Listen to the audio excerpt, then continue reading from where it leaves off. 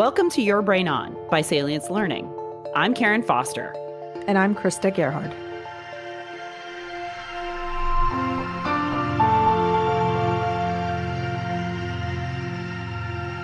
We've seen a lot of this type of disruption within pharma and life sciences where historically stakeholders who have not been willing to try something new have been forced into trying something new. So, this disruptor has created an acceptance for productive failure, what we like to say, right? So we can try what we've always been doing, or we could try something new and we could learn. We could learn from our, the gaps in between what we did do and what we're going to try new. And we have these opportunities now where people are coming to us with ideas because they recognize it's the power of sitting through a really horrible learning experience, specifically within the virtual environment. I mean, I think what we did, in March of 2020 versus what we're doing now has seen such a dramatic shift and change our approach, our stakeholders' mindset. Everybody has been forced to sort of travel along this growth mindset with us in terms of learning, right? Where our stakeholders are coming back to us for the first time ever and saying, I think we have too much in this. I think we're putting too much on the learners. I feel like we need to dial it back. That's great. And we're sitting here like, whoa, all right, this is the way it's supposed to be. This is a dialogue, right? And now they're open to these ideas. And there's still some, coaching that has to go along, but I totally agree with you. Like, people are still having to perform the same skills, still requiring the same knowledge, but they have the ability to now practice it in a new environment. And that's going to create some transfer of learning as well. Like, it's been really interesting to watch the progression specifically within the learning space. Yeah, I think that's great, Chris. And I'll piggyback on that. It's also because so many of the learning professionals and managers, et cetera, are now having to go online, run meetings, do trainings. It's an opportunity. Like before, people might have just been, no, I'm not going to do that. But now they're like, well, I have to do it. So I'm willing to listen to what you have to say. Just over the last 24 hours, in one of my online presentation science cohorts, a bunch of instructors, and we had a project. We added a project where they were developing scenario-based questions. And some of them decided to actually record a presentation using PowerPoint or whatever to record there. And they're like, wow, I never really tried this before. And I don't think I'm very good at it right now, but I'm really glad that you're pushing me in this direction. And a lot of people who wouldn't have done it are now forced to do it. And that opens up lots of opportunities for, us making progress. Absolutely. I think the other thing that I'm curious about that I would like to get your perspective on, in addition to sort of how we're seeing things shift due to the virtual, is also that evaluation component that you spoke to in the beginning of this discussion. Because so often what we see with our stakeholders is that smiley face sheet is the indicator of whether or not the learning was a success. If everybody walked away happy, we're great, but we're not exactly sure how to transfer that learning experience into a meaningful evaluation. We've got some of our stakeholders wanting return on investment. We've got another set of stakeholders who just want to make sure all the learners were happy. We've got another set of stakeholders who want to make sure that they're productive. And creating learning evaluation in life sciences has always been a challenge. I'm curious if you have any perspective or thought on that. Well, sure. Well, okay, so I'm going to hold up my original book from a couple of years ago. I know nobody can see this because we're just audio, but and I'm rewriting that now. But so I wrote a book on how to make better smile sheets, and I started this out because the research I saw, and there were several meta-analyses and covering over 150 scientific studies, and they all showed that smile sheets results were correlated with learning results at about 0.09. And statisticians tell us anything below 0.30 is a weak correlation. So 0.09 is virtually no correlation at all. And my gut reaction was, okay, let's just throw them out. And then I said, no, we're going to do them anyway. Organizations have been doing these for a long time. There's there's benefits to them. We know that, the learners need a chance to vent. It's respectful to ask the learners. It's a tradition. We're going to continue this. So I asked myself, well, can we make them better? The obvious answer, since I wrote a book about it, is yes, we can make them better. So I'm a guy that wrote a book on learner surveys, but I'm also like the biggest advocate that says they are not enough. They're a starting point. So we have to do more than that. A lot of the dominant evaluation model in the L&D field is the Kirkpatrick 4-level model. I call it the Kirkpatrick-Cassell 4-level model now because Raymond Cassell was actually the originator of it back in the 1950s. But think about that. It was built in the 1950s, and we have learned so much about learning. So it's really, the model's good in some ways. It encourages us to think beyond learning to the results, but it doesn't really help us think about learning that much. So in the new evaluation model, LTEM, it has 8 tiers, and tier 3 is the learner surveys, right? So sort of at the lower end. And then going up from there, I'm not going to go into all of it because it's too much for an audio podcast, but tier 4 is knowledge, tier 5 is decision making, and tier 6 is task competence, whether you can actually complete a task. And so when we think about evaluation, we should be thinking about the big picture. By the way, tier 7 and 8 are, tier 8 is whether you get the results, and tier 8 is whether you've got the behaviors, et cetera. I don't call them that, but just for simplicity purposes. So we need to be looking at all of that. I have the same kind of experience that you guys have. I have clients come to me and say, just help us fix the smile sheet. I have clients come in and say, okay, we need an ROI analysis. We need a level 4, et cetera. And, I think my sense of it is, okay, let's talk about it. Let's talk about what it's going to take. I'm not a very good capitalist, but I often try to convince people, or to at least show them that you really want a level 4, we can do one. Here's what it's going to take to do. Here's all the costs behind it. Is this really what you want to do? Is this worth it? And usually people say no, we don't really want that now that you've explained what it is.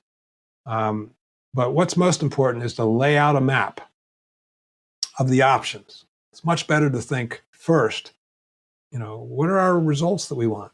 And then work back to our evaluation. Okay, so how are we going to evaluate those? Then once we have the evaluation, then we design the learning. I know this is a really long answer. I'm sorry, guys, but it's complicated. No, I think it's really, I personally respect obviously what you're saying, and I think it's helpful because I think it allows us to have more informed conversations that set appropriate expectations, right? So if you are understanding what the desired key performance indicator or outcome or result that you're driving towards, then you all can get behind a design that supports that.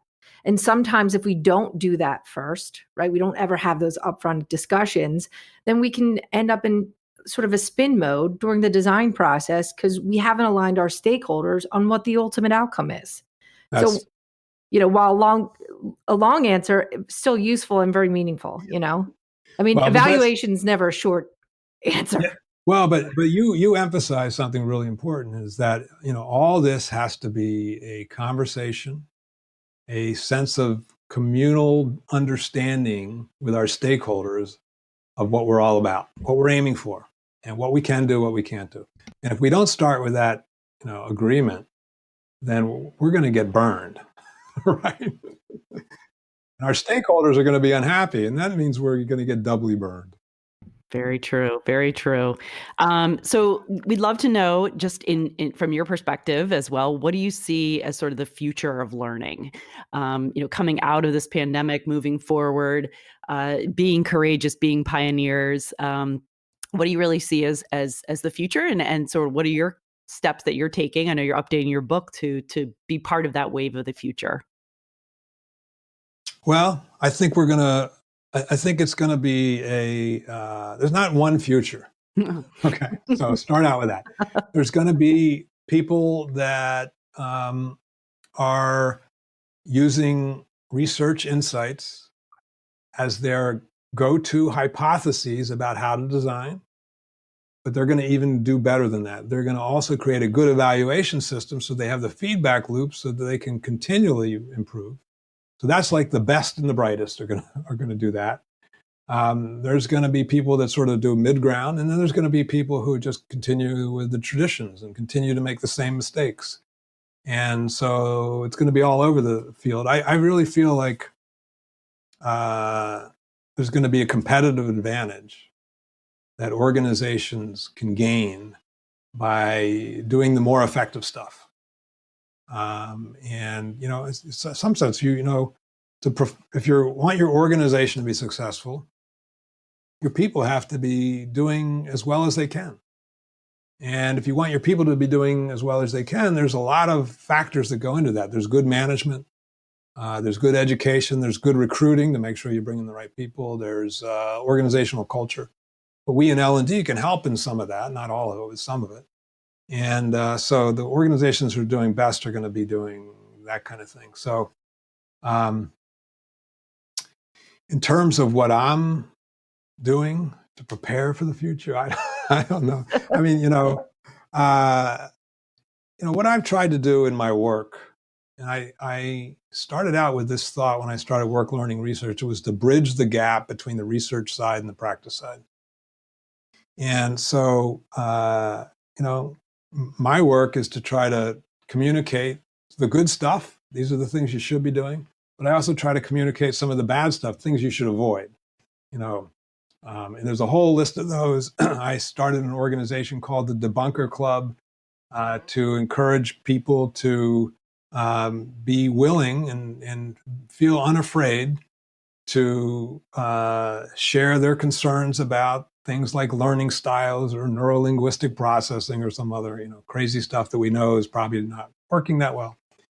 I've seen, I'm kind of optimistic in the sense that more and more people seem to be embracing, and there are setbacks and there's some pockets of resistance, of course, there always is. But I see more and more people coming together and say, we should be research aligned. I run a podcast with Matt Richter, Truth in Learning podcast. So we try to emphasize these things on our podcast, what's good, what's bad.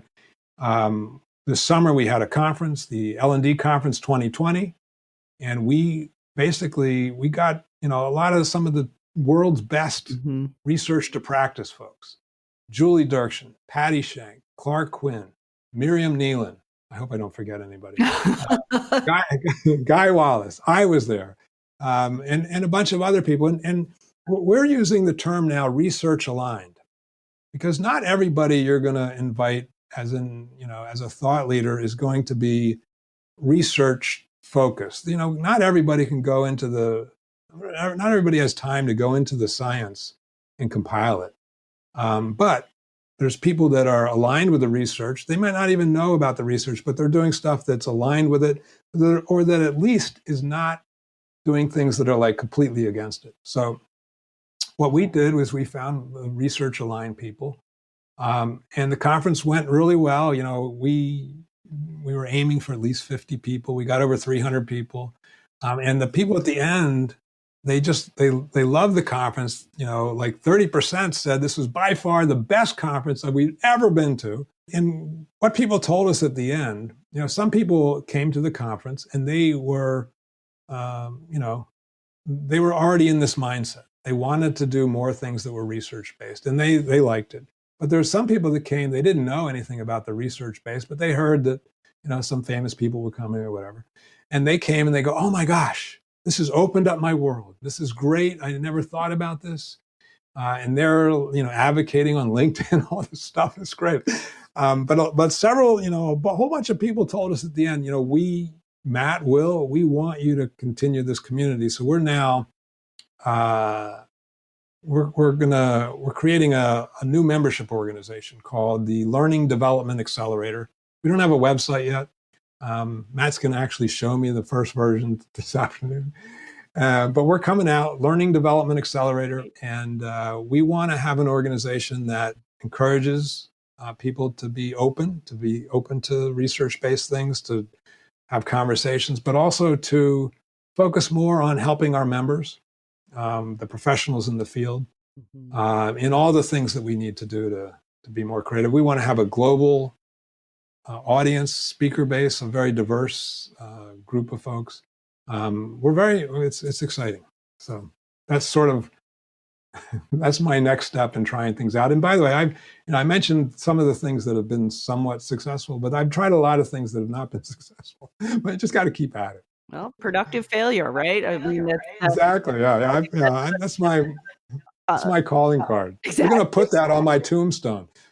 We cannot say enough, Will. Thank you so much for your time. Thank you for your insights. And I think the steps that you're taking in developing a community, I know my heart gets excited and races at the concept. So, because I know Krista would agree, I can speak for her in saying that, especially within pharma and biotech, there is just a hunger and a thirst for research-based, as you're indicating, learning and development that really will drive the efficiency and effectiveness of organizations, which in turn helps patients, right? So within that industry, it's such a real drive to the patient quality of life and amazing research and development that's coming out. But that's only fueled by, like you said, how well people are doing and how they're performing in their organizations, and so how L&D can be that strategic partner. So we thank you so much for your time today and your insights. It's really enjoyable, and we look forward to that wave of the future. So thank you. Well, thank you, Karen and Krista. And it's great to have this opportunity, but I also want to thank you and Salience for advocating this and working this and making it work in the real world. So that's really critically important. So thank you for your work. Thank you for listening to this episode of Your Brain On. Please subscribe to the show on Apple Podcasts or wherever you listen to podcasts. I'm Krista Gerhardt. And I'm Karen Foster. And we'll see you next time.